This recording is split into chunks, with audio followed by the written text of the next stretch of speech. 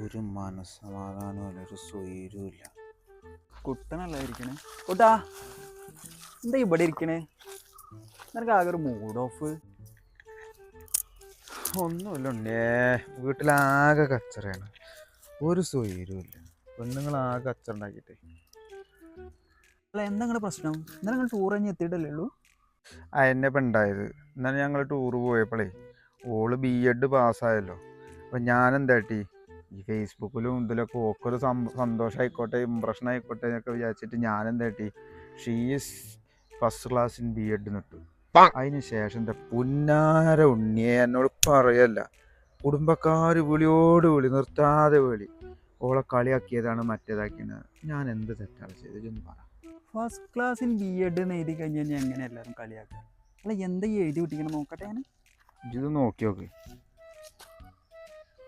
എടാ പൊട്ട, ഈ എന്ത് എഴുതി വെച്ചിക്കണ്? ഫസ്റ്റ് ക്ലാസ് ഇൻ ബെഡ് എന്നോ? പൊട്ട, ഇത് ബെഡ് എന്നാ വായിക്കുക, BEd എന്നാണ് ഈ ചെറുതാക്കി എഴുതണോ?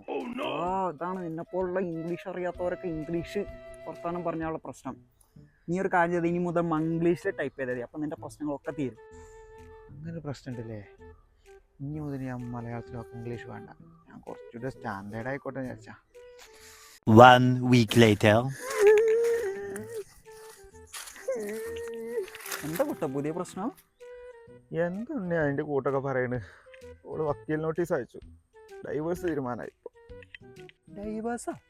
എന്താ ഈ കാര്യം പറ. എനക്കറിയില്ല ഉണ്ണിയെ, മിഞ്ഞാന്ന് നമ്മളും കുറച്ച് ഫ്രണ്ട്സും കൂടി മൂന്നാർ പോയത്.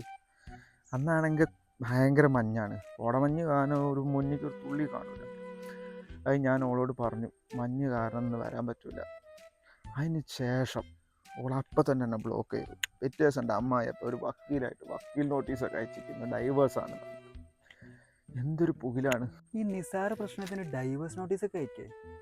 അല്ല എന്താ ഈ മെസ്സേജ് അയച്ചതിന് കാണട്ടെ. ചത്ത കുട്ടീൻ്റെ ജാതകം നോക്കിയിട്ട് എന്താ ഉണ്ണിയ കാര്യം?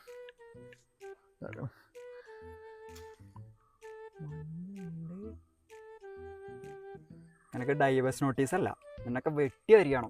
എന്താണ് ഈ എഴുതി വെച്ചിരിക്കണേ? മഞ്ജു ഉണ്ട്, ഹോട്ടലിൽ ബുക്ക് ചെയ്യുന്നു, നാളെ രാവിലെ വരുള്ളൂ. മഞ്ജു എന്നൊക്കെ എങ്ങനെയാണ് മംഗ്ലീഷ്? ഞാൻ മഞ്ജു അല്ലടാ ഉദ്ദേശിച്ചത്, മഞ്ഞാണ് ഉദ്ദേശിച്ചത്.